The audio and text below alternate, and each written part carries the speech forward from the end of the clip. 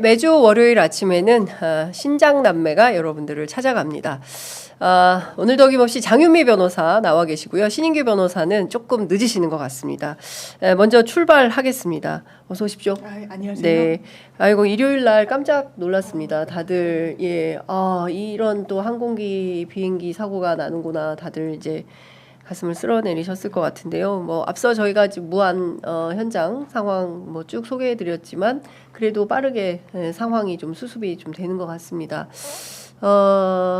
잊을만 하면 한 번씩 이렇게 대형 참사가 벌어져요. 이태원 참사, 이 정부 시작하자마자 이태원 참사 시작이 돼서 많은 분들이 애통해했는데 이번에도 항공기 사고가 터졌습니다. 어떻게 보셨습니까? 저는 일단 너무 놀랐고요. 이제 뉴스를 틀어놨을 때 사실 이제 공수처 수사 이런 실시간 상황을 하다가 갑자기 사고가 났다라고 했을 때 그때만 해도 저희가 버드 스트라이크 이런 이야기가 초반부터 나왔을 때 많은 분들이 구조되기도 하고 그러다가 부상을 당하신 분들은 계셔도 많이 구조가 되고 해서 처음에 2명 구조 소식이 들리고 사망자가 몇 분이다라고 했을 때만 해도 그래도 많은 분들이 생존해 계시겠지라고 생각을 했는데 제가 어제 생방송을 했는데 이 숫자가 너무 커지는 거예요. 이 방송 중간중간에. 그래서 진행하는 그 기자가 약간 울고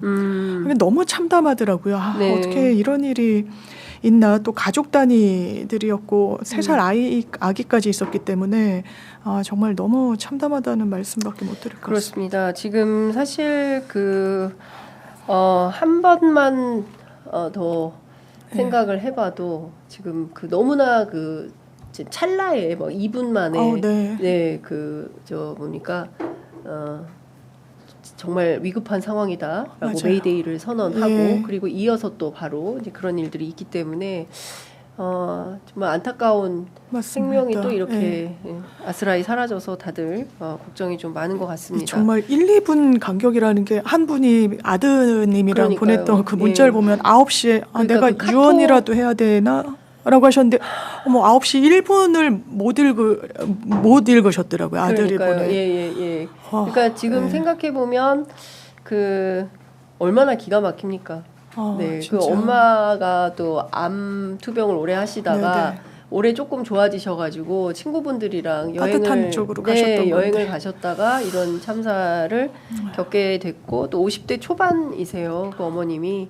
그러니까 또 저 입장에서는 또 동년배라고 할 수도 있고 해서 너무 안타깝다라는 생각이 좀 듭니다. 저희가 말씀 나누는 사이에 신 변호사님 도착하셨습니다. 어서 오십시오.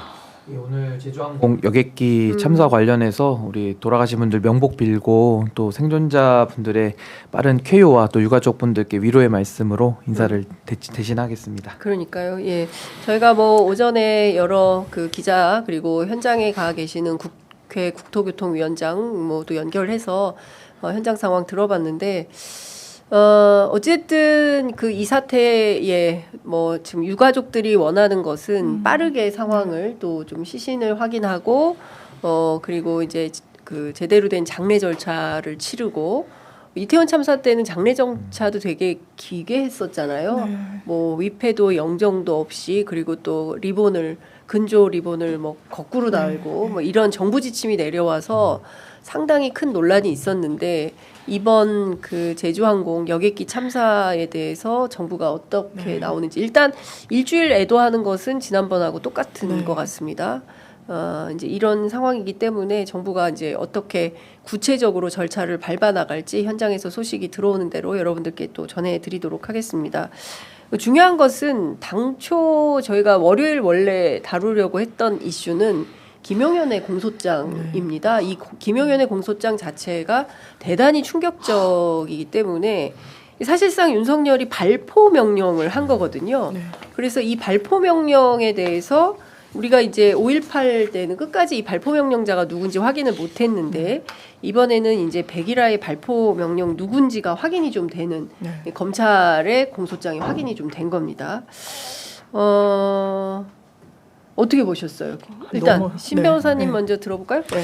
우선은 이제 지난주 아마 금요일일 텐데 그 국회에서는 한덕수 권한대행의 탄핵이 가결이 되고 있는 상황에서 네. 검찰에서 이제 공소장 김용현 전 국방부 장관에 대한 내란 가담자죠. 주요 임무 수행자에 대해서 이제 공소장이 나왔는데 네. 너무 충격적인 겁니다. 그러니까 국회 안에서 한덕수 대행을 탄핵할 때 네. 뭐 국민의힘 의원들이 우르르 나와서 항의하는 것도 참 충격적이지만 동시간대 자막으로 나오는 그 검찰 공소장의 내용들이 정말 국민들께서는 정말 등골이 오싹할 정도로 너무 충격적이었는데 네, 모골이 송연해졌습니다. 모골이 송연하죠. 결과적으로 네. 지금까지 드러났던 온갖 이야기들이 거의 다 사실로 다 맞습니다. 이제는 드러난 게 된 거고 구체적으로 보면 뭐 끌어내라 정도가 아니라 이제는 뭐 총으로 쏴라. 그러니까 좀 읽어드리면 예, 발포 명령. 그렇습니다. 대통령은 이게 그 검찰의 공소사실 요지에 나온 겁니다. 그러니까 제가 개인적으로 읽는 게 아니고 대통령은 국회 주변에서 현장을 지휘 중인 이진우에게 전화하여 상황을 확인하고 이진우에게 아직도 못 들어갔어? 본회의장으로 가서 4명이 1명씩 들쳐업고 나오라고 해. 아직도 못 갔냐? 뭐 하고 있냐? 문 부수고 들어가서 끌어내. 총을 쏴서라도 문을 부수고 들어가서 끌어내라고. 라고 지시를 합니다. 감히 입에 올릴 수가 없는 말인 거예요. 예, 대통령이 국군 통수권자가 국민을 향해서 총을 국민의 쏘라고. 대표를 향해서 쏘라고 한 거니까요. 있을 수 없는 일이고, 그러니까 네. 이게 정말 무시무시한 게 뭐 이 사안도 너무 충격적이고, 네. 사실은 그 기갑 부대, 그러니까 탱크 부대까지도 다 동원하려고 했던 그렇습니다. 내용들이 나왔는데, 예. 그러면 그 총 쏴가지고 그 의원들 저항하면은 다 드러내고. 소위 말해 사살해라 네. 하고 관련 사람들 다 체포해서 죽이고 그 다음에 거기에 반대하고 항의하러 나오는 국민들을 향해서는 그 다음이 다 상상이 되니까 너무 끔찍하잖아요. 그렇습니다. 그래서 저는 과거 12.12 군사 반란 때 이게 발포 또 5.18 때 이 발포 명령자 다 전두환 맞죠. 근데 그걸 우리가 밝히지를 못해서 상당히 한스러움이 남아 있었는데 이번에는 너무 빠르고 신속하게 발포 명령자 다 밝혀졌습니다. 네. 그래서 전 여기에 대한 내란죄, 그 내란 목적 살인죄에 대한 뭐 미수, 뭐 여러 가지 범죄들을 이제 더 검토를 해서 네. 결과적으로 이 내란 수계 윤석열에 대해서는 가장 법이 정한 엄벌을 네. 할 수밖에 없는 그런 상황이 돼버렸다라는 생각이 듭니다. 근데 그런 차원에서 지금 체포영장을 지금 검찰의 공수처에 이렇게 나왔는데도 공수처가 안 움직인다? 네. 이건 이제 또 다른 차원의 문제가 되는 그렇습니다. 거거든요. 그래서 예. 더 심각해질 수밖에 없는 거 아닌가라는 예. 생각이 듭니다. 심지어 조지호 청장에게는 수회, 그러니까 여러 차례 전화를 해서 실제로 조지호 청장이 전화를 받았다는 건 6번이라는 거 아닙니까? 근데 하여간 그 검찰은 수회라고 표현을 했어요. 수회 전화에서 조 청장 국회 들어가려는 국회의원들 다 체포해. 잡아들여. 불법이야. 국회의원들 다 포고령 위반이야. 체포해.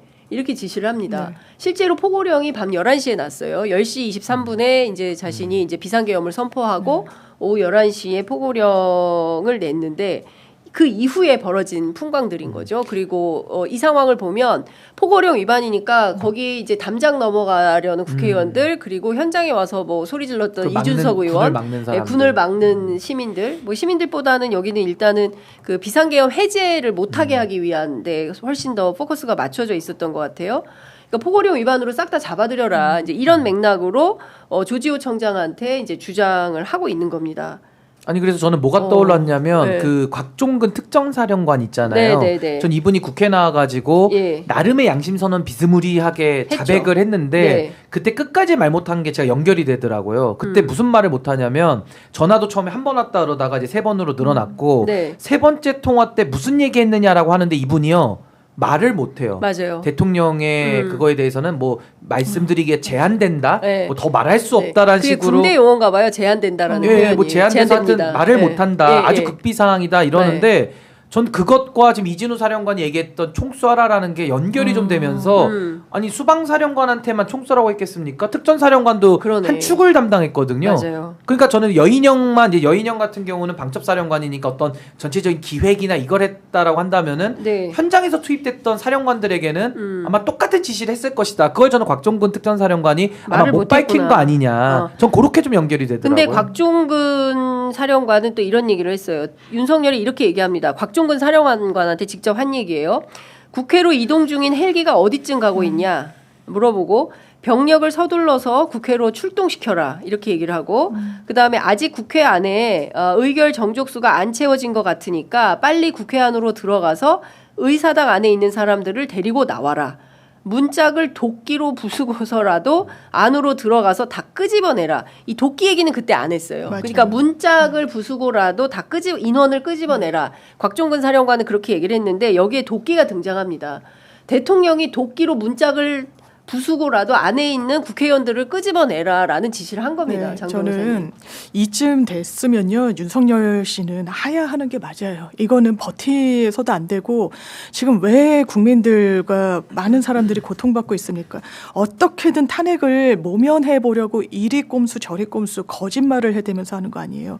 지금 공소장에 이 기재가 된 사실은요 공소 유지를 위해서 검찰이 어쨌든 확신을 갖고 밀어붙이는 사실관계들이에요. 이거 흔들리지 않는 겁니다. 네. 검찰 입장에서는요. 그러면 이게 모르겠어요. 한 명만 윤석열 대통령이 총쏘라고 했다, 끄집어내라고 했다라고 얘기한다면 가공될 가능성도 열어둬야죠. 그 가능성이 지금 여러 명이에요. 본인의 처벌을 감내하면서 이야기하고 있는 겁니다. 이 지시를 받았고 현장에 나갔는데 처벌을 안 받을 수는 없거든요. 지휘관이든 군이든. 그런데 그럼에도 불구하고 그 당시 상황을 재구성해야 되니까 진실을 이야기하는 거예요. 체포에 치읓도 없었습니까? 국회에 질서유지를 위한 최소 병력만 보냈습니까? 아니에요. 군경 동원된 게 그날 5천 명에 달합니다.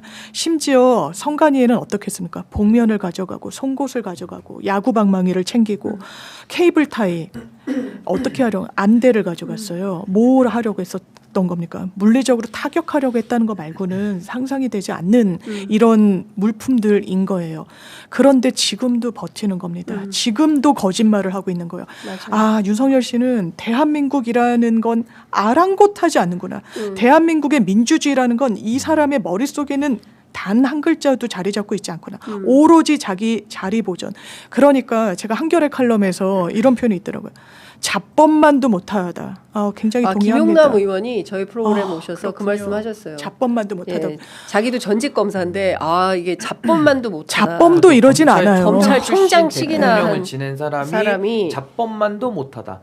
저는 요 지금 사살이라는 말 제가 참 입에 담기도 어려워요. 총소라는 무섭습니다. 말을. 근데 예. 이미 나온 거니까 제가 좀만 더 부연하자면 예. 이게 뭐랑 또 연결되냐면 그 셔먼 의원 있잖아요. 네, 셔먼 브래드 의원이 셔먼. 브래드 예. 셔먼이 얘기했던 거, 그러니까 김어준 씨 얘기도 예, 처음에 예. 다 음모론 얘기했지만 예. 맞춰지면 이게 또 지금 사실에 부합할 가능성이 그렇습니다. 높아지는 상황이고 또 하나는 그 노상원, 그러니까 전 정보사령관의 사실상 이거는 군 시스템을 붕괴시킨 게 아니라 비선까지 동원해가지고 더 심각한 어떻게 보면 군정 논란이잖아요. 군력 논란이고. 예, 예. 그 노상원의 수첩에도 사살 얘기가 나오거든요. 그렇죠. 적혀 있습니다. 그럼 이게 윤석열 내란 수계와 노상원까지를 쭉 일련으로 우리가 보면서 사령관들의 증언을 모아 보면 네. 뭐 브래드 셔먼까지 포함해서 예. 정말 이거는 발포 명령보다 더한 게 있었구나. 그냥 잡히는 대로 다 예. 죽이든지 뭔가 예. 뭐 사살이라든지 그- 발포든지 예.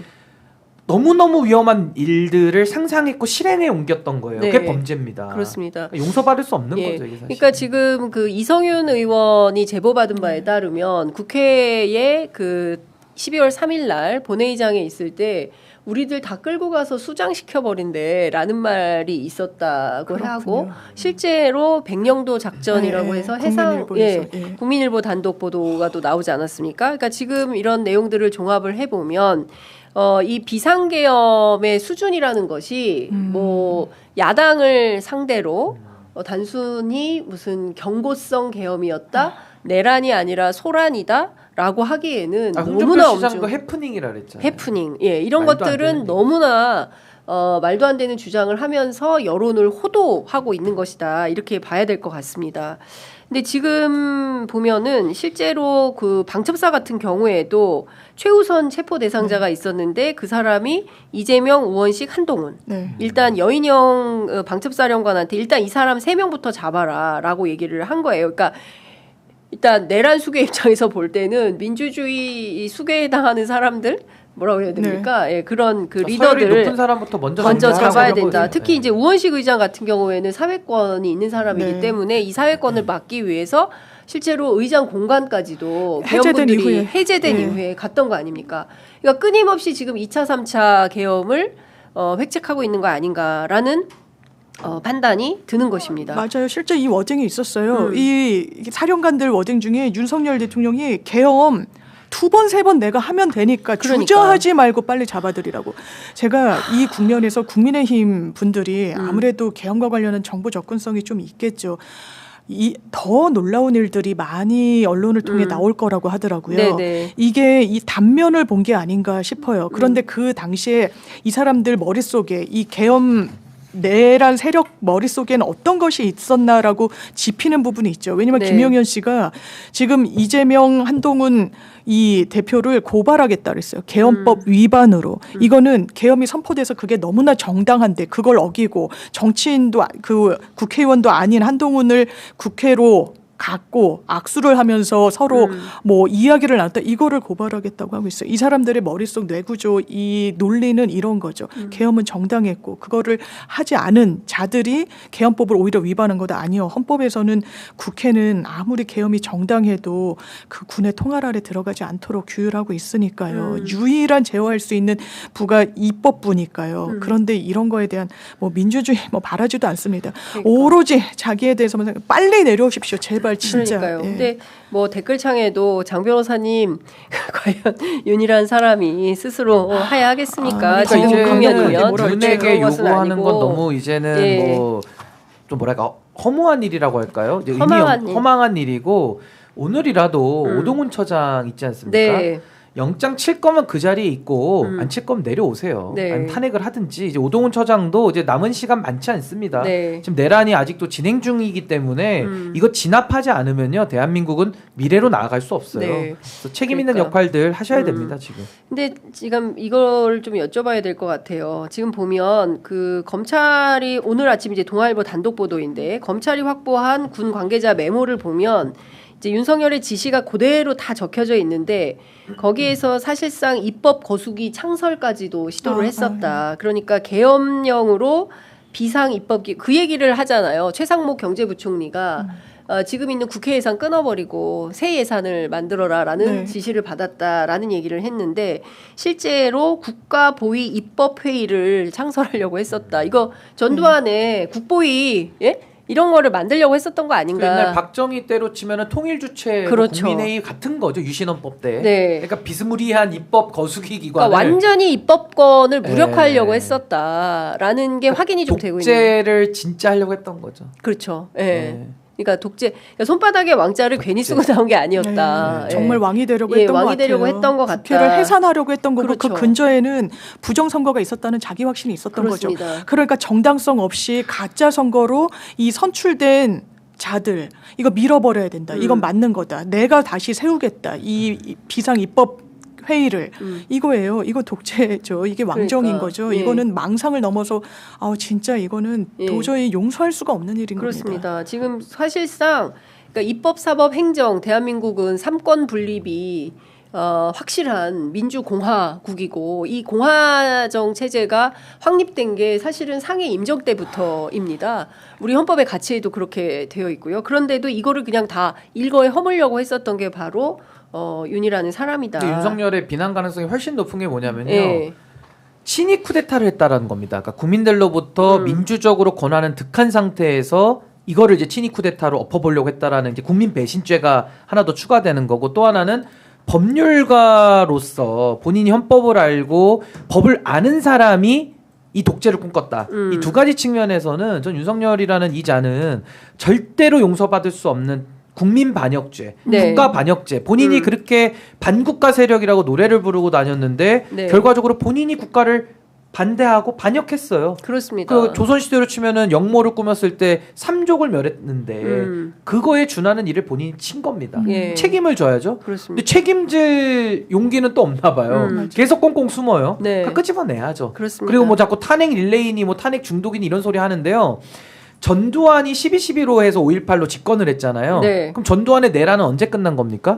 뭐 그날로 끝난 겁니까? 아니죠. 전두환의 임기를 마치는 그날 내지는 노태우로 권력을 연장했다 그러면 노태우의 임기를 마치는 그날에서야 종식이 된 거 아닙니까? 지금도 윤석열의 내란이 12월 3일에 국민들이 같이 진압했으니까 그날 끝난 겁니까? 아니죠. 지금도 진행되고 있는 거예요. 그렇습니다. 예. 아니 이거 어떻게 보세요? 내란 중인 거예요 지금. 맞습니다. 내란 중이고 그 SNS 올렸어요. 봤어요. 특히 그 무한 공항 그 제주 항공 여객기 참사에 대해서 본인의 입장을 밝혔는데 물론 그럴 수는 있습니다. 아직은 현직 대통령 신분은 유지가 되는 거예요. 탄핵 심판 과정이기 때문에 파면이 되면 그때부터는 현직 대통령의 지위를 잃게 되지만 아직까지는 현직 대통령 지위에 있음을 알리기 위한 그런 SNS가 아니었나. 어떻게 읽으셨어요? 저는 참사를 이용한 아주 더러운 정치를 했다고 봅니다.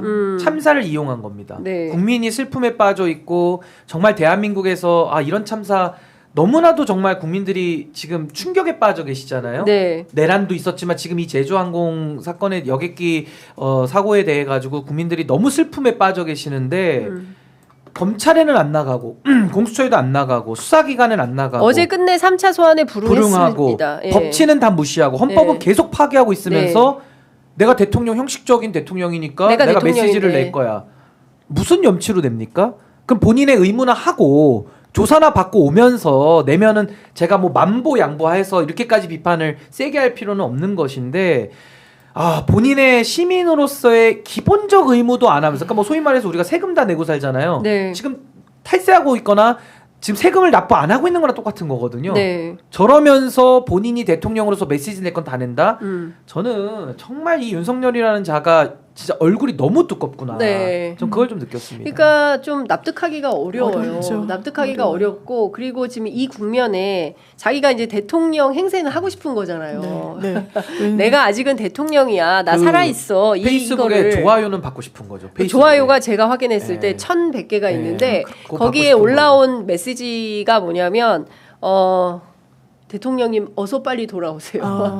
뭐 이런 메시지들이 이제 많이 올라 있더라. 그러니까 그런 그 세력들을 끊임없이 규합해서 이거 상황을 역전시키고자 하는 거죠. 맞아요. 완전 선동하는 겁니다. 네. 왜냐하면 마지막 문장이 저는 기가 차지 않았는데 네. 이 어려운 상황을 하루빨리 극복할 수 있도록 저도 국민 여러분과 함께 하겠습니다. 였어요. 네. 국민 여러분과 함께 하겠다고 하는데 이 사람이 이야기하는 국민은 과연 어떤 국민인가? 말씀대로 조속히 복귀해달라. 우리 원한다. 이 계엄은 정당했다. 탄핵이 잘못됐다라고 이야기하는 한 줌도 안 되는 조갑재 씨가 이렇게 표현하더라고요. 그냥 옮기겠습니다. 지능 낮은 자들만 응원하는 부정선거에 매몰돼가지고 했다라는데 그런 사람들을 지금 이 순간에도 선동을 하고 있다. 국민을 갈라치게 하면서 이걸 자기의 어떤 반격의 계기로 삼고자 한다는 의도조차 숨기지 않는다. 진짜 너무 슬픕니다. 아니, 이런 저는 사람. 장유미 변호사님이 너무 정확한 부분을 짚어주셨다고 보는 게요.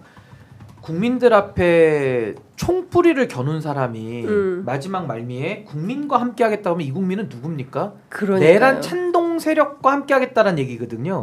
그러니까 만약에 내란죄라는 게 없었다면은 당연히 현직 대통령으로서 메시지를 낼 뿐만 아니라 비상 상황을 수습해야 될 책임 있는 사람이잖아요. 네네네. 근데 지금은 내란을 저질렀고 국회의원들, 국민을 대표하는 국회의원들 내지는 국민들을 향해서 총뿌리를 겨눴던 사람이 이제 와서 지금 본인이 직무정지돼 있는데 국민과 함께하겠다? 너무 소름 끼치지 않습니까? 네. 그러면서 참사를 이용한다? 저는 그러니까 정말 진짜 이 자는 답이 없고요. 네. 그냥 빠르게 예. 그냥 우리도 물리력이 있지 않습니까? 빨리 처리하는 수밖에 없다라는 생각밖에 안 드는 겁니다. 네. 제가 볼 때는. 근데 저는 이런 겁니다. 어제 권성동 원내대표 이 얘기를 듣고 제가 깜짝 놀랐는데 아까도 말씀드렸지만 정쟁을 멈추자. 그리고 지금 있는 그 제주항공 여객기 사태 수습에 전력을 다하자. 이제 이런 얘기를 했는데 내란을 정쟁이라고 표현을 하는 거예요. 그리고 오늘 아침에 이제 중앙일보 보면 이제 일면 사이드 톱에 지금 대행의 대행이다. 그러니까 자꾸 대행 문제를 그게 어쨌든 이게 어디로부터 출발했는가에 대한 근원은 다 잊어버리고 지금 뭐 탄핵 뭐 줄탄핵 뭐 이런 얘기들을 하면서 끊임없이 프레임 전환을 하고 있는 거죠. 네, 네. 그러니까 저는 이제 이거 자체가 대단히 심각한 오독이다라는 생각이 좀 드는 맞습니다. 건데요. 어떻게 보세요, 장 변호사님? 저는 국민이 국민의힘이 제가 보기에는 진짜 좀 이따 우리가 박수영 의원 얘기도 좀 해야 되겠지만, 네. 저는 국민이 속아 넘어가지 않을 거라고 생각해요. 이거 국민을 기만하려고 하는 건데요. 이건 택도 없는 행보입니다. 지금 국민의힘에 민낯이 드러나고 있는 거예요. 네. 이거 정쟁 아닙니다. 왜냐하면 그렇다면 경제 시장이 어떻게 반응하고 있는지 보세요. 한덕수 권한대행이 나 헌법재판관 임명하지 않겠다고 선제적으로 치고 나왔죠. 그때 제가 경제지 간부분들을 만날 일이 있었어요. 예. 그때 시장을 거기는 계속 보니까요. 환율이 계속 오르더라는 거예요. 네. 기자회견 중에. 그리고 주식시장이 막 출렁이고요. 맞아요. 이거 누구 책임입니까? 그런데 권성동 원내대표 이렇게 이야기하더라고요. 탄핵해가지고 환율이 올랐다고. 국민들 거기에 속지 않을 거예요. 최소한의 국정운영의 주체로서 국회의원으로서 선출된 권력으로서 책임감이 정말 1이라도 있으면 이거는 어떻게 조속히 마무리를 져야 돼요. 조갑재 씨가 이러더라고요. 권성동 대표는 박근혜 탄핵에는 그렇게 앞장서더니 그거보다 10,000배, 10만 배 훨씬 중한 여기에서는 옹호를 하고 엄호를 하고 있다. 말도 안 된다라는 거예요. 그리고 정말 계엄 하야를 하거나 목숨을 걸 그런 용기가 없었으면 하지도 말았어야 된다. 그 말인즉슨 실패하면 정말 목숨을 내놓거나 하야할 각오는 최소한 있었어야 되는데 그럴 용기도 없어요. 사람들이 다 쫄보라고 표현하잖아요. 목소리만 크게 내고 대통령은 거기에 이런 병풍 뒤에 숨어 있는 거죠. 네. 이거는 오독하는 겁니다. 정쟁이 아니에요. 이건 정파를 넘은 거예요. 진보 보수의 문제도 아니에요. 그렇습니다. 그렇다면 계엄이 적법했다고 얘기 한번 해보십시오. 국민들 앞에 잘했다고. 그 말은 또 못하잖아요. 무거운 책임감을 느낀다. 무거운 책임감을 느끼면 어떻게 해야 되겠습니까? 이 유동성을 빨리 불안정성을 제거해야 돼요. 제도적으로. 근데 그걸 못하는 거예요. 왜? 어떻게든 우리가 반격할 수 있지 않을까? 4월 되면 헌법재판관 2명도 물러나고 그러면 4명 요건으로 3명 못하게 비토 놓고 2명까지 못하게 되면은 4명이라서 아예 탄핵 의결 정족수조차 안 되는데 이거 버티겠다는 거예요. 그 수가 빤히 보이는데 이걸 그냥 놔둬서 되겠습니까? 그러니까요. 아니 네. 근데 우리가 가치 중립적으로 볼 게 있고 가치 중립적으로 봐서는 안 되는 게 있거든요. 네. 예를 들어 뭐 돈 같은 건 우리가 가치 중립적으로 해석할 수 있어요. 네. 돈도 좋게 쓰면 좋은 거고 나쁘면 나쁘니까.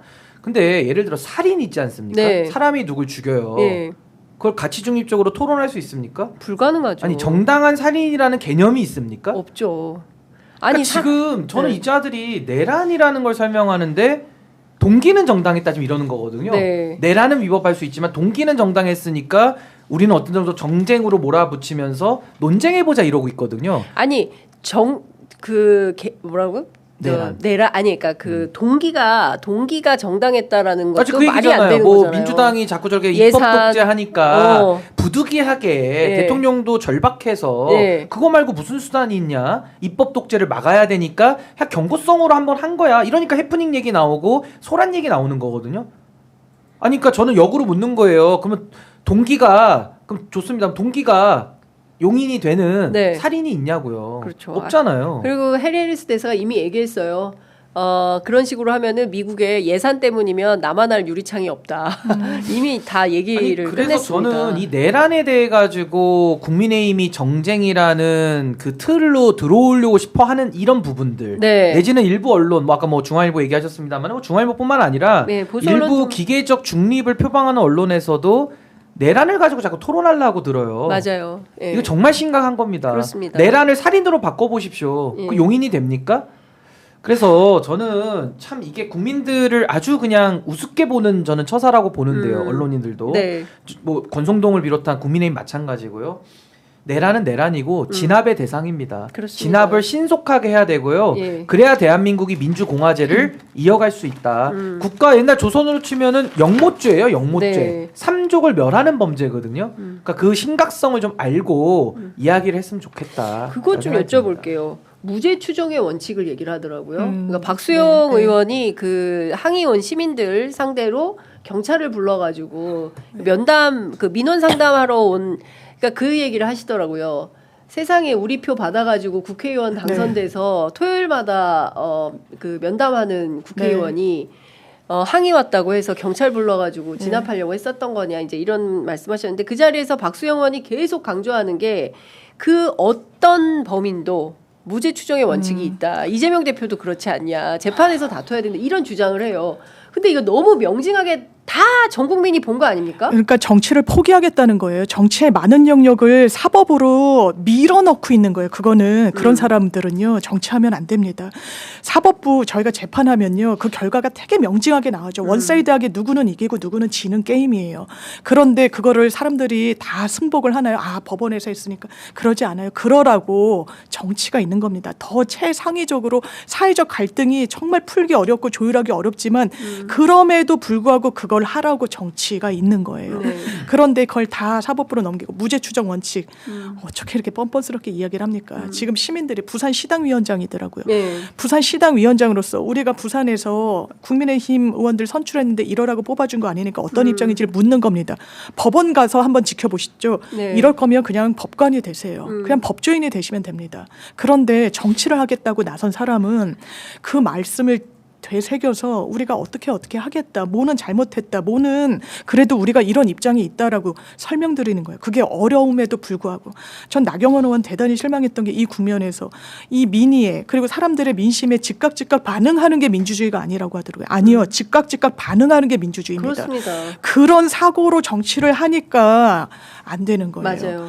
박수영 의원, 제가 뭐 이런 이야기까지 하는 건 그런데 어떤 국민의힘 인사가 대단히 좋지 않게 평가를 하더라고요. 어떻게 평가해요? 아마 이 맥락은 이준석 의원이 이야기했던 호소인, 윤핵관 호소인, 윤핵관조차 되지 않는데 호소인 자처했던 아니, 눈치를 보는 뭐 이런 맥락이었다고 윤핵관이 제가 되고 싶은데 기억합니다. 안 시켜줘서 뭐 호소인이다. 네. 예. 그런데 지금 그래 보이는 거죠. 국민은 안중에도 없습니다. 부산의 유권자들은 안중에도 없는 거예요. 어떻게 뻔뻔스럽게 무죄 추정 원칙을 이야기합니까? 지금 쏟아지고 있어요. 총을 쏴라. 네. 왜 도끼로 문을 못 예. 부수냐. 4명씩 들고 일어나라. 거기에 대해서 네. 무죄라고 얘기할 겁니까? 그래서 유죄 나오면 뭐라고 할 건데요. 그러니까요. 지금 방금 속보가 하나 나왔는데요. 공조본에서 내란 혐의 윤석열에 대한 체포 영장 청구를 했다고 합니다. 늦은 감이 있지만 그래도 다행이다 이렇게 봐야 됩니까? 천만다행이고 예. 올해 안에 안 했으면요 네. 오동훈 처장도 탄핵시켜야 돼요.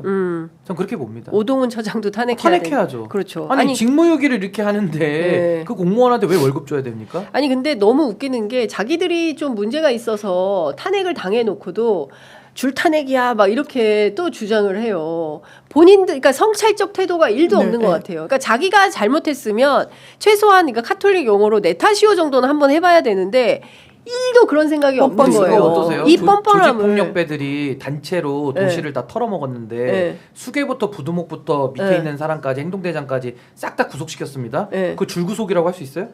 아니요. 당연히 구속해야 되는 당연히 거죠. 구속해야죠. 아니 이걸 줄탄핵이라고 할 수가 없고 다 탄핵을 해야 되는 거예요. 그렇죠. 원래는 예. 대통령 탄핵당했을 헌법과 때 법률에 따라서 원래 국무위원들은 국무회의를 해서 본인들이 뭐 절차하자가 있든 뭐가 있든 이제 따져봐야 되는데 네. 사실은 다 옷 벗어야 되는 거예요 원래는. 근데 안 했잖아요. 누구 하나 그만두겠다는 없죠. 장관이 없어요. 없죠. 참담한 겁니다. 예, 그게 문제죠. 예. 근데 한덕수 대행도 민주당이 인내했어요. 네. 처음엔 기회를 줬어요. 근데 법이 정한 의무를 이행하지 않는 겁니다. 헌법재판관 임명과 상설 특검에 관한 임명 요청 이건 네. 하게 돼 있거든요. 예. 근데 의무를 이행 안 합니다. 근데 어떻게 놔두죠? 의무를 안 해서 내란이 진압되고 내란이 정리되게끔 협조를 해도 봐줄까 말까인데 네. 그걸 안 하는데 어떻게 놔둡니까? 그 탄핵시켰는데 이걸 또 줄탄핵이라는 거예요. 저는 그냥 조직폭력배를 구속시킬 때 네. 줄구속이라고 안 해요. 그러니까 그걸로 그냥 돌려드리면 될 것 같고 네. 이 박수영 같은 좀 질이 안 좋은 자에 대해서 제가 사실 논평하는 것도 시간이 아까운데 네. 그래도 무죄 추정 원칙 얘기했으니까 네. 제가 조금 짧게 설명을 드리면요. 무죄 추정 원칙 그렇게 신봉하는 사람이 상대당에 대해 가지고는 재판받고 재판 시작도 안 됐고 수사 시작도 안 됐는데 범죄자라고 단정짓고 그동안 정치 노름 했습니까? 박수영 의원이 여기 대해서 1이라도 반박할 수 있어요? 못 하잖아요. 그동안 네. 그렇게 해왔기 때문에. 그렇죠. 첫 네. 번째. 그 두 번째. 우리가 무죄 추정 원칙을 저도 인정합니다. 저는 지금 내란 속의 윤석열에게도 무죄 추정 원칙은 전 인정하고 싶어요. 왜냐하면 제가 하고 싶든 안 하든 간에 우리 헌법이 규정하고 있기 때문에 전 무죄 추정 원칙을 인정해 드립니다. 네. 근데 이런 건 어떻습니까? 소매치기가 눈앞에서 소매치기를 해 가면은 그 사람 바로 잡아서 긴급 체포하거든요. 무죄 추정 원칙인데도 체포를 한다고요. 네. 그럼 지금 윤석열 내란 수계인데 윤석열 내란 수계 밑에 계엄사령관 이하 김용현 의원부터 계엄사령관 이하 모든 별다른 사람들 내란에 참여했다는 이유로 다 구속됐거든요. 저는 지금 윤석열한테 사형을 집행하라고 주장하고 있지 않아요. 윤석열을 체포하라고 얘기하고 있습니다. 그렇습니다. 긴급 체포하라고요. 네. 소매치기 범이 현장에서 들켰을 때 바로 시민들이 체포해서 경찰에게 인계하면은 긴급 체포하고 체포영장 받아서 구속영장 나오거든요. 그거 하라는 건데 왜 그걸 안 합니까? 이거는 제가 지금 하라고 하는 체포영장 발부받고 윤석열의 신병을 확보하라는 주장은 네. 무죄 추정의 원칙에 부합하는 주장이에요. 그러니까 박수영 의원과 제가 지금 같은 주장을 하고 있는 거예요.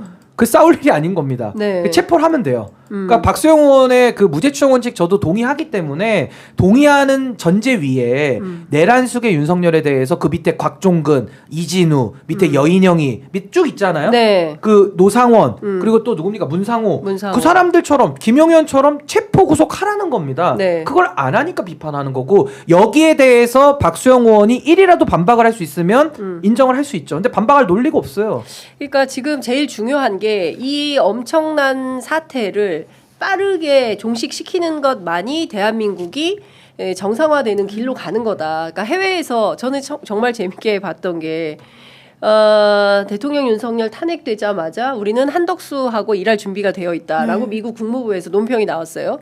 그리고 나서 한덕수가 탄핵이 됐지 않습니까? 바로 그리고 최상목. 이제 최상목이 됐잖아요. 우리는 최상목과 일할 준비가 되어 있다라고 미국이 이야기합니다. 그러니까 지금은요 내란 사범, 내란 공범들 편이 아니에요. 국제사회가 미국을 포함해서 동맹국가에 빼고 다 한 편이네요. 한 편이야 진짜. 빼면. 그런데 이 답답한 사람들이 자기들이 잘못 판단해서 왕따 당하고 있다는 사실을 자각하지 못한 가운데 끊임없이 자기들이 이렇게 동조해서 판을 뒤집을 수 있다고 오판하고 있는 거예요. 아니 그러니까 국민의힘은 그렇게 북한 싫어하는데 하는 짓은 노동당하고 똑같아. 노동당도 이렇게는 안 해요. 네. 노동당도 여기보다 수준이 높아요. 제가 볼 때는. 아니 진짜로 김정은 쪽의 노동당도 네. 그 독재잖아요. 국민의힘보다 수준이 높은 것 같아요. 제가 볼 네. 때는. 그러니까 본인들이 지금 하는 말과 궤변들과 논리적 모순이 뭔지도 모르면은 그건 정말 떨어지는 거고요. 알면서도 그러면 전 사악하다고 보거든요. 전 이자들 떨어진다고 생각 안 해요. 왜냐면 김대남 씨 보십시오. 저는 대통령실 직원들 다 떨어지는 줄 알았어요. 근데 김대남이 나와가지고 전화해서 이명수 기자 얘기하는 거 보면은 판을 다 보고 있어요. 그럼요. 근데 왜 저렇게 덜 떨어지는 행동을 하느냐? 자기 이익 때문에 사악한 주장을 하는 겁니다. 그렇죠. 그러니까 알면서 저러면 더 나쁜 거거든요. 그러니까 우리가 비난 가능성이 높아진다 그러는데 지금 국민의힘은 저 사람들이 수돗물을 잘못 먹었거나 뭐가 떨어져서 저러는 게 아니고 알면서 저러니까 더 비난 가능성이 그렇습니다. 수천 배 높아지는 예. 겁니다. 그러니까 노동당보다도 못하다고 저는 봅니다. 수준적으로 보면은. 두 분 법률가 나오셨으니까 제가 이것 좀 여쭤볼게요. 지금 보면 헌법재판소가 따박따박 제일 열심히 일을 해요. 네. 그 중에서도 주심 맡은 윤석열이 정영식. 임명한 정영식 재판관이 27일 저 변론 준비기일에서 무슨 얘기를 했냐면 윤석열 측에서 왜 이렇게 재판 빨리 잡냐, 좀 기일을 좀 넉넉하게 잡아줘라라고 요청을 했어요. 그리고 준비도 하나도 안 해가지고 맨손으로 왔어요. 서류도 안 가지고 오고. 네. 그래서 실제로 박근혜 탄핵 때보다 더 성의가 없다. 맞아요. 박근혜 때는 그래도 서류 같은 거 준비해가지고 왔는데 아무 준비 없이 그냥 와가지고 막 얘기를 하니까 헌재에서 뭐라고 얘기해? 정영식 주심이 한 얘기입니다. 생중계가 좀 된 것 같아요. 네, 일부 생중계도 됐어요. 신속한 심리가 필요하다. 왜? 이게 지금 제일 중요하니까. 이런 얘기를 합니다. 지금 제가 보기에 헌법재판소가 우리가 그 어떤 상황이 있어도 뭐 참사가 터져도 각자 할 일은 자기 할 일은 해야 되는 거 아니겠습니까? 오늘 방송을 하는 것처럼 헌법재판소도 심리를 다 하고 있어요. 그러니까 그런 측면에서 보면 이번 주 금요일 날 또 한다는 거거든요. 네. 준비기일 한 번 더 하고 맞아요. 이렇게 간다는 건데 어떻게 보십니까? 계속 불응하고 이렇게는 못할 것 같아요. 이렇게는 네. 안 돼요. 죄질이 나쁜 사람인 거죠. 근데 물론 헌법재판은 형사재판은 아닙니다만은 오히려 그렇기 때문에 형사 절차가 요구하는 엄격한 증명은 필요가 없는 재판이에요. 네, 그 얘기를 소위 굉장히 말해서, 강조했어요. 예, 징계 재판이고 예, 파면 재판입니다. 맞습니다. 그 얘기를 정영식 재판관이 하고 있어요. 계속했고 그렇기 때문에 지금 피청구인 윤석열 측에서 윤곽근 변호사가 주장하는 것처럼 엄밀하게 다 따져서 가야 됩니다. 이거는 침대 축구다라고 이미 보는 겁니다. 그래서 저는 사안의 엄중성도 있고요. 그 이번에 검찰에서 공소장 쓰는 거 보십시오. 네. 저도 검찰을 신뢰하지 않거든요. 저도 이제 검찰에 대해서는 집단적인 저도 불신이 있는데 그래도 내란에 대한 현행범은 검찰도 처리하지 않을 길은 없는 거예요. 그렇습니다. 다 봤기 때문에. 네. 그래서 이번에 공소장도 제가 볼 때는 공수처가 한 것만큼은 나왔어요. 네. 성과 자체가. 예. 그렇다면 이 헌법재판도 정영식 재판관을 피청구인 윤석열 씨가 임명을 했으나 이 수명 재판관, 주심 재판관 하면서 우려가 많았거든요. 네. 근데 재판 진행하는 걸 보면 이분도 헌법 재판관으로 지금 작동하는 것이지 윤석열의 하수인으로 있는 건 아니거든요. 그렇기 때문에 저는 재판의 진행도 원칙대로 할 것이고 재판관들이 제일 못 견디는 게 뭐냐면요. 재판부의 건의에 대한 도전을 가장 못 견딥니다. 네. 근데 지금 저 피청구인 윤석열 측에 뭐 공수처 안 나가고 그런 것도 다 보고 있거든요. 헌정질서를 부인하고 헌정질서를 파괴한 내란수계가 헌정질서로 수습하는 것도 방해한다면 네. 저는 헌법재판소가 거기에 대해서는 더 원칙적으로 더 빠르게 전 파면 결정할 것이다. 그리고 그거에 앞서서는 최상목 대행이 헌법과 법률을 지켜야 되거든요. 네. 빨리 3명을 국회 몫을 임명하는 것이 순리다. 네. 저는 이렇게 봅니다. 맞습니다. 이게 왜냐면요. 원칙 말씀해 주셨는데 헌법재판소 결정 내에 이런 설시가 있어요. 네. 헌법 수호 관점에서 신속한 판단이 필요한 경우 이 경우입니다. 내란을 저질렀으니까요. 네. 아니면 사안의 위헌성이 명백한 경우 이번 경우 그렇죠. 그리고 탄핵 대상자의 지위가 국정수행이나 헌정질서의 위치에 있어 중요한 경우 대통령보다 더 중요한 그런 헌법소의 지위가 어디 있습니까? 네. 그러니까 이건 빨리 하는 게 맞아요. 일각에서는 뭐 줄탄핵해서 검사 탄핵 있고 이진수 방통위원장 탄핵 있는데 이걸 왜 먼저 앞으로 하냐. 네. 이런 이유 때문인 거고요. 정영식 재판장이 주심이자 수명법관이잖아요. 네.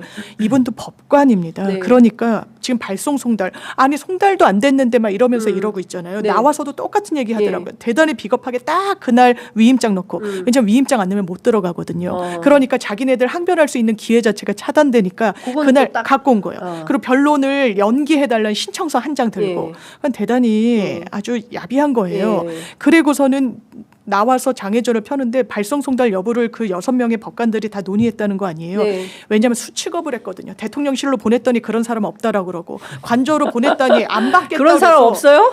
안 받겠다고 하니까 없으면 수취급을 잡으러 들어가야겠다. 도달했는데 아, 안 정말. 받은 거예요. 네. 그러니까 이건 받은 걸로 발송송달 간주해야 된다라고 한 거예요. 이 사람도. 그런데 지금 보수 스피커들이 뭐라고 이야기를 하고 있느냐. 정영식이 임기 채우기 전에 내려와야 된다. 그래서 5명으로 만들어서 이 심리도 못하게 인용 요건에 이 정족수가 안 되게 해야 된다는 얘기를 뻔뻔스럽게 하고 있습니다. 지금 버텨야 됩니다. 그리고 이런 유동성을 낮추기 위해서라도 3명은 당연하지만 대법원도 헌법재판소도 심지어 국민의힘 추천의 헌법재판관도 후보자도 예. 이게 맞다라고 하는데 맞습니다. 법학도 이 교수 협의회도 맞습니다. 본인만 아니라고 했던 게 한덕수. 예. 지금 최상목 예. 대행은 예. 이 결단 빨리 내는 이 유동성을 계속 그러니까 가져갈 수 그렇습니다. 없어요. 이 혼란을 그러니까 저는 이런 거예요. 다 떠나서 경제 관료 아닙니까? 달러가 앞서 평생을 저 말씀하셨지만 경제관료로 평생. 예, 이 위기가 지금 우리가 국제사회가 대한민국을 굉장히 주목하고 있고 어제 또 이 그 참사로 인해서 CNN 등 주요 외신들이 대한민국의 진짜 안타깝다. 계엄으로 이렇게 국가가 혼란한 가운데 저렇게 엄청난 항공기 사고까지 벌어졌으니 정말 안타깝다. 국제사회 이런 게 막 쏟아지고 있는 가운데 정작 해야 할 일을 안 하면서 시간 끌기를 하는 이런 세력들이 사실상 내란 공범인 거다. 그렇죠. 내란 공범과 예. 내란 동조라고 합니다. 내란 공범, 내란 동조. 그걸 예. 진압을 해야 된다는 거예요. 그렇습니다. 내란을 진압해야 되니까 오늘 제가 예. 한겨레에서 예. 굉장히 좋은 칼럼을 하나 네. 읽었는데 예. 이분이 그 논설위원분이시 박용현 논설위원께서 기자. 거기 법조 오래 한 기자예요. 되게 예. 훌륭하신 글이더라고요. 그래서 편집국자. 내란 수습의 권한 대행은 네. 국회의장이 돼야 된다. 맞습니다. 저는요 차제에 이제 앞으로 우리가 또 나중에 개헌을 하게 되면 요 권한 대행 조항도 좀 바꿔야 된다고 봅니다. 네. 그 얘기를 하신 건데 맞아요. 내란의 공범들이 드글드글하고 우글우글 모여 있는 사람들끼리 뭘 권한을 또 이양받아가지고 받아서- 하니까 어차피 안 되는 거 그렇죠. 해결이 안 되고 예. 수습이 안 되는 네. 거예요. 그래서 저는 당연히 대통령 다음으로는요 최상목 대행이 민주적 정당성이 높습니까? 아니면은 우원식 의장이 높습니까? 그렇습니다. 민주적 정당성의 무게로 치면 우원식 의장님은 국민들이 다 직선으로 뽑은 대표들이 뽑은 의장이에요. 그렇죠. 가장 민주적 정당성이 윤석열 내란숙의 다음으로 높은 겁니다. 그래서 전 당연히 우원식 의장 의전서열 2위기도 하고 수습 책임을 저는 의장이 갖고 오는 게 맞겠다. 전 이걸 나중에 개헌 때 하자 이 주장인데 저는 100% 1000% 동의하고요. 네. 지금도 최상목 권한 대행은 대통령 권한 대행입니다. 이거 자꾸 또 이거 가지고도 말장난하는 언론사들 좀 있던데 아니 그러니까 권한 대행의 권한 대행이라는 건 없어요. 그러니까 네. 이해하기 쉽게 우리가 복대행으로 설명을 하는 거지. 그러니까 윤석열 한덕수가 둘 다 탄핵됐다라는 뜻이고요. 탄핵이 되면 결국에는 권한대행이라는 대통령직의 권한을 누군가 대신 임시로 해야 되잖아요. 네. 그걸 최상목이 하는 겁니다. 그 자연인을 우리가 기재부 장관이면서 동시에 대통령 권한대행으로 놨기 때문에 이제부터는 최상목 대행이 판단을 해야죠. 아 내가 해야 될 의무가 뭐지? 또 내가 할 수 있는 권한과 재량의 범위가 뭐지? 근데 네. 저는 정리를 해드리고 싶은 게 상설특검 요청 추천은 해야 되는 거고요. 네. 그건 의무입니다. 그리고 헌법재판관은 국회목 3명은 명은 임명해야 되는 거예요. 이거 의무예요. 예. 그거 안 할 생각이면 그냥 그 자리 가지 마세요. 사표 쓰세요. 네. 의무고 특검 2개 있잖아요. 하나가 내란 특검하고 하나가 김건희 특검인데 김건희 특검은 거부할 명분이 없습니다. 네. 그건 수용해야 되는 거고요. 내란 특검은 저는 거부해도 된다고 봐요. 왜? 이미 검찰에서 공소장도 냈고 이미 상설특검 요청을 본인이 추천을 한다면 명분은 있거든요. 검찰이 수사하고 있고 상설특검을 먼저 하고 그 다음에 내란특검 일관법을 가라라는 명분으로 국회에 제의요구 할 수 있다고 보고 저는 국회에 제의요구 오잖아요.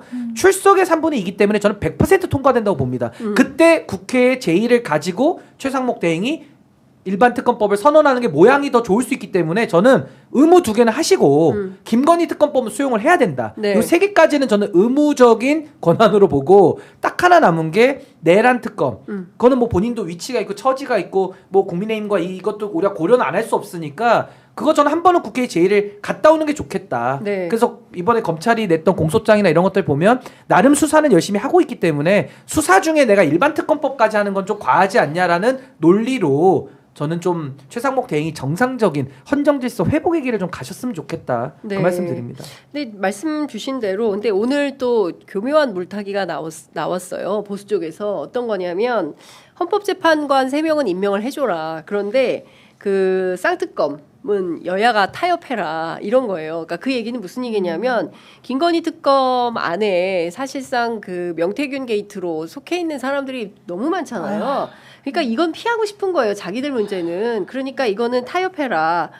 이렇게 꼼수를 부리고 있어요. 이건 너무한 거예요. 왜냐하면 네. 지금 명태균과 관련된 국민의힘 인사들이 너무 많다라고 하는 거죠. 특히나 108석의 대부분이 영남 지역구 출신들이고 이 명태균이라는 사람이 영남권에서 활보를 하고 다녔기 때문에 직간접적으로 다 얽혀 있고 물려 있다라는 거죠. 네. 그러니까 3명에 대해서는 그렇다면 받아도 나는 건드리지 말아라라는 건데 아니요. 김건희 특검 해야 됩니다. 네. 김건희 특검 왜 번번이 좌절됐습니까? 윤석열 씨가 자기 부인 지키려고 배우자 보호하려고 수사 못하게 한 거거든요. 어떤 검찰이 피의자를 무죄 방면하면서 4시간 이상 브리핑을 합니까? 더더군다나 거짓말까지 섞어가면서요. 네. 압수수색을 했니 안 했니? 안 했잖아요. 다음 날 국감장에서 안 했다고 인정했잖아요. 이런 걸 정의라고 합니까? 이런 걸 방치하는 게 국민의힘의 숙제인가요? 아니요. 바로 잡아야죠. 보수의 가치가 그냥 허물어진 거예요. 이건 보수의 가치도 아니었던 거예요. 윤석열 씨가 그냥 없애버렸습니다. 그런데 그 동아줄을 썩은 동아줄을 그냥 부여잡고 어떻게든 자기 자리 보전을 한다? 아니 자리 보전 안 할 겁니다. 우리 미래세대가 계엄을 교과서에서 보다가 현실에서 봤어요. 국민의힘 지지하기 쉽지 않을 겁니다. 그런데 그럼에도 불구하고 지지 회복하기 위해선 올바른 길을 가야 돼요. 살을 이기는 정은 없습니다. 그런데 그 선택을 못하는구나. 그럴 용기와 그럴 정치적인 저력이 없는 사람들이었나라는 생각이 드는 거죠. 그 물음표 지금 안 바뀌고 있습니다. 더 커지고 있어요. 지금이라도 빨리 정도를 걸으십시오. 지금 여기 윤석열 측의 이제 속보가 보면 네. 검찰이나 공수처가 내란에 수사권이 없다는 입장을 냈어요. 아니 이거는 생각해 보시면 네. 공조본을 공수처가 만들어서 만들어서 경찰하고 같이 하고 있는데 뭐 말도 왜 안 되는 공수처에 얘기야. 수사권이 없다라고 자기가 우기는지가 의문이고. 그러니까 입만 열면 거짓말하고 입만 아니, 열면 우기고. 제가 어이가 없어서 제가 실수가 네. 터진 건데 제가 만보양보를 할게요. 네. 그럼 만보양보에도 수사권이 없다고 치고 그럼 특검하면 되잖아요. 특검도 그쵸. 안 하겠다고. 그러면 도대체 윤석열의 내란은 우리 법 체계 하에서 누가 수사하라는 얘기입니까? 이것도 뭐 자기가 자기 수사해야 된다는 얘기는 아닐 거 아니에요. 그러니까 진짜 저는 근데 어떤 말 같은 얘기를 해야 그러니까 대화가 되죠. 그러니까 지금 방금 전에 나온 건데 그러니까 이런 것 같아요. 그 검찰총장 시절에 징계에 있었잖아요. 네. 그 징계와 관련해서 감찰도 끝까지 거부하고 거부했죠. 대면 조사 못했다는 거예요. 그러니까 이 사람은 자기가 기괴한 방식을 통해서라도 피해갈 수 있는 것은 끝까지 피해간다. 짐이 곧 국가요예요. 네. 짐이 곧 국가고 짐이 곧 법률인 거예요. 네. 그걸 독재라고 하는 겁니다. 그렇습니다. 네. 그런데 민주공화국에서는 용납할 수 없는 맞습니다. 근데 관련해서 검찰에서 김용현 공소장 사실상 윤석열 구속영장에 해당하는 내용을 보면 이것은 국헌문란 목적이 인정이 된다. 그리고 형법상 내란죄의 구성 요건인 폭동에 해당하는 짓을 12월 3일 날 했다. 기본적으로 국회와 선관위를 이제 장악을 한 그 문제를 짚고 있는데 위헌한 비상계엄 선포를 했고 그리고 위헌 위법한 포고령을 발령을 했고 그걸로 국회 봉쇄를 했고 그 다음에 하려고 했고 그리고 국회의원, 주요 인사, 선관위 직원들 영장 없이 체포구금 시도했고 선관위 전산자료 영장 없이 압수 시도했고 다 이제 얘기가 나오는 겁니다. 그리고 실제로 폭동 개시를 했다. 그래서 유리창 깨고 들어간 거잖아요. 네. 그러니까 이거를 폭동으로 봤는데 본인만 아니라고 계속 우기고 있는 겁니다. 폭동은 판례에서 설치하고 있어요. 한 지방에 평온을 해할 정도의 이 위력의 행사. 지금 대한민국이 뒤집어졌었어요. 그렇습니다. 그날 밤에 예. 국회를 그 헬기를 띄우고 문을 부수고 야. 총을 장착한 채 갔다는 거 아닙니까? 실탄까지 들어갔다라고 하고 이거를 폭동이 아니면 뭐라고 부릅니까? 국헌문란 목적은 추상적이니까 이게 형법에 정확하게 적시가 돼 있죠. 헌법으로부터 부여받은 권한을 행사하는 그 기구를 아무런 권한 없이 그 권한을 제지하는 경우 입법부는 계엄법이 심지어 계엄이 정당해도 군이 특수하게 조치할 수 없다라고 돼 있는데 그걸 했다라는 게 국헌문란이에요. 제가 김경진 전 의원님이 그러시대요. 검사 출신이시고 지금 방역위원장이 이건 굉장히 간단한 수사라는 거예요. 법률적인 쟁점도 없습니다. 헌재에서도 지금 변론 준비 기일 어쩔 수 없이 한 번 더 잡은 거예요. 박근혜 전 대통령 3번 잡았습니다. 이거 더 시간 끌어주지 않을 거예요. 이거는 그러면 현직에 복귀해가지고 체포되겠다는 소리입니까? 윤석열 씨. 그렇게 국민들한테 이 굉장히 불안정성을 계속 자기를 위해서 가져가겠다는 거예요. 일말의 책임감도 없다. 정치인이 전대로 돼서는 안 되는 사람이 딱 대통령까지가 꾸민 사람이 그 이후에 대해서 뭘 할지 생각도 없고 어떤 비전도 없는 사람이 대한민국을 이렇게 망쳐놓는구나. 그렇습니다. 그러니까 지금 사실 내일이 12월 31일입니다. 오늘이 이제 사실 내일 이제 섣달 금음 이렇게 되는 건데요. 내일이 마지막이죠. 그렇습니다. 이제 그러면 이걸 좀 한 해를 잘 마무리하고 그리고 이제 명년을 맞이해야 되는 건데 내년 또 을사년이에요. 그래서 많은 분들이 또 을사년에 대해서 우리가 을사늑약으로 그리고 국권 침탈 당하고 외교권 박탈 당하고 을사오적을 기억하듯이 108명의 국민의힘 국회의원들을 기억해야 되고 특히 윤상현 의원 기억을 해야 되겠죠. 네. 이런 이제 국민적 여론이 응원봉으로 모이고 있는 거 아니겠습니까? 근데 그럼에도 불구하고 이 버티기가 언제까지 통할 수 있을지 실제 과거에 검찰총장 시절에 했던 방식이 그대로 통용될 수 있다고 믿고 있는 것 같고 여러 가지 기술을 갖고 있는 것 같아요. 그렇기 때문에 여일하게 그냥 봐서는 안 된다라는 생각도 좀 들고. 근데 저는요 윤석열 현재 내란숙의 피의자가 전 쥐만도 못하다고 보거든요. 쥐? 그 쥐. 레밍? 아니 쥐. 왜냐면 쥐는 20구멍이라도 있어요. 쥐구멍. 네. 근데 윤석열 상황이 20구멍도 없어요. 네. 뭐 어디로 숨습니까? 네. 이제 남은 것은 이제 뭐 본인이 뭐 정치적인 액션으로 뭐 나는 뭐 내 발로는 못 가고 끌려라도 가겠다 이러는지는 모르겠어요. 근데 끌려 나오는 걸 연출하더라도 끌려 나오는 거고요. 더 이상 도망갈 데가 없는 거예요. 그래서 저는 뭐 지금 무슨 생각하고 있는지 머리는 복잡할 것 같은데 네. 그냥 제가 봤을 때 이제 빨리 공수처도 이제 영장 청구를 했으니까 지체 없이 영장 나오면 바로 집행 가야 되고 네. 이것도 상세하게 말씀드리면 경찰 특공대 데리고 가세요. 경찰 특공대. 그리고 뭐 물리력 충돌하면 어떡하냐 이런 우려하시는데요. 가장 강한 물리력을 갖고 있던 군에서도 3스타 이상들 다 영장 나오면 다 체포됐습니다. 그 사람들이 무슨 뭐 군을 동원할 힘이 없고 무기가 없어서 저항 안 했습니까? 군대도 법원에 저항 못하는 거예요. 그게 우리나라 그만큼 올라온 겁니다. 하물며 경호처장이나 경호처에 근무하는 그분들 다 공무원들이거든요. 네. 그분들이 물리력으로 저항하겠다? 뭐 한다면 경찰 특공대 투입해서라도 제압해서 데리고 오세요. 그러니까 더 이상 지체할 수 없습니다. 국민들이 용납 안 할 겁니다. 예, 이제 시간이 다 돼서 이거 하나만 보겠습니다. 성관이 직원 체포조가 준비한 도구들이 있어요. 이거 검찰이 김용현 공소장을 통해서 공개한 건데 사진 준비된 거 있으면 하나 띄워주시면 좋을 것 같아요. 네, 무섭습니다. 송곳, 안대, 포승줄, 케이블 타이, 야구 방망이, 망치. 오늘 김경호 변호사에 따르면 이제 일단 저 포승줄로 묶고 뭐 뜯어내고 가위로 자르고 뭐 이러려고 했었다. 이제 이런 얘기를 하는데요. 정말 끔찍하네. 그러니까 저 도구로 사람을 어떻게 하려고 했었던 거잖아요. 그렇죠. 사람에게 네? 쓰는 거 아니에요? 사람을 대상으로 하려고 했었던 도구들이잖아요. 야구방망이로 도대체 뭘 어떻게 하려고 누구를 어떻게 하려고 했었던 것인가. 이게 다 노상원의 지시로 구매를 하고 청구하면 준다 그래서 문상원이 줬대요. 그러니까 회사에서 물품 구매하고 나중에 청구하면 대금 지급하듯이 그렇게 지급을 했다는 거예요. 정말 김경호 변호사에 따르면, 그러니까 저것도 국민 세금으로 산 겁니다. 미친 예? 짓입니다. 미친 국민 세금으로 저걸 사가지고 국민을 대상으로 저 물품을 쓰려고 했었던 거예요. 그걸 검찰이 발표한 겁니다. 검찰이. 예. 이거 없는 거 사온 거 아니잖아요, 검찰이. 이게 증거를 네. 수집한 거예요. 그 그렇습니다. 현장에 있는 거 다 샀다는 거죠. 그리고 결제 내역 같은 것도 아마 확인됐을 겁니다. 이거 뭐에 쓰는 겁니까? 심지어 구체적인 임명까지 나와요. 노태악 현직 대법관이에요. 그러니까요. 중앙선관위원장. 체포하겠다는 거예요. 아마 이렇게 보이는 거죠. 이게 노태악 대법관을 예. 이걸로 체포해서 끌고 안대 가려고. 씌우고 포승줄로 뒤를 일순위 체포되나요, 믿고 그랬죠. 그러니까, 그리고 문이 닫혀 선관위원장. 있으면 송곳으로 뚫고 들어가려고 했다는 거죠. 그렇죠. 야구방망이로 문을 부수든 저항하면 사람을 가격하든 그러려고 했던 게 이거 윤석열 씨입니다. 저는 윤석열 그게 씨. 떠오르네요. 과거에 12.12 군사 반란 때도 정승화 육참 총장을 먼저 체포해 가잖아요. 그랬죠. 아마 예. 그때 저런 물건 썼을 거예요. 그때도 아니, 사람에게 쓰는 물건이니까.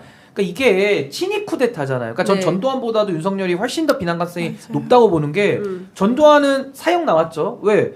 군을 동원해서 최규하 대통령 있을 때 권력 빼와서 왔잖아요. 그렇죠. 그러니까 합법적으로 선출된 게 아니에요. 그러고 나서 본인이 뭐 헌법 바꾸고 해서 뭐 또 이제 그 권한을 유지시킨 건데 윤석열은 정상적인 헌법으로 표로 당선됐거든요. 네. 근데 그래놓고 친위 쿠데타를 통해서 헌법을 뒤엎어보겠다? 이 더 나쁜 거죠. 국민을 배신한 죄까지 저는 물어야 되고, 뭐지 국민의힘에서 배신자 논쟁이 많아요.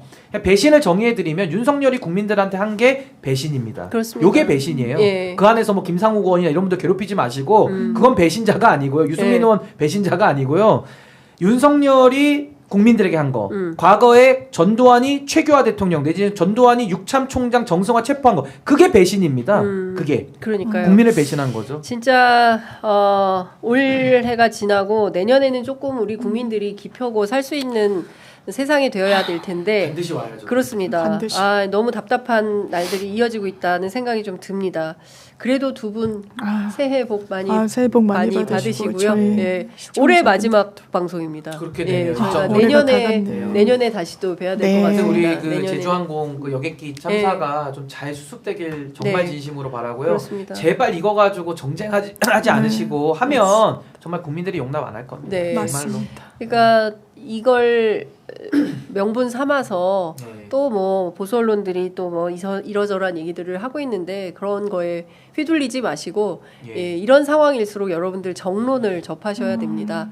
취재 편의점 네. 정론을 하고 있고 올해가 가기 전에 저희가 60만 어. 구독을 달성하기를 원하는데 아직은 59만 8천에 머무르고 있습니다. 올해 안에 꼭 네, 좀 예, 되면 올해 좋겠어요. 올해 안에 진짜 되면 오늘하고 내일 좋겠네요. 이틀밖에 안 그러니까요. 남아가지고 예, 올해 안에 꼭 예, 좀. 올해 안에 여러분들께서 60만 구독 꼭 만들어 주시면 저희들 조금 더 성실하게 열심히 현장 보도하고 취재해서 정론을 여러분들께 말씀드리도록 하겠습니다.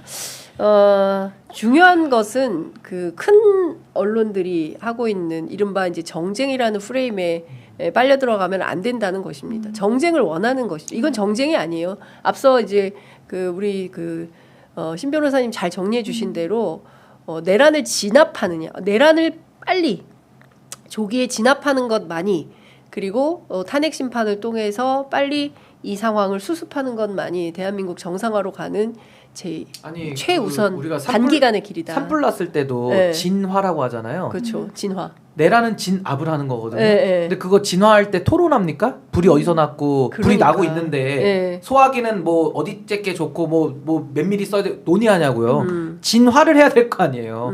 전 내라는 진압을 해야 되기 때문에 이거 토론하는 사람들도 정말 유심히 보셔야 됩니다. 네. 잘못된 겁니다.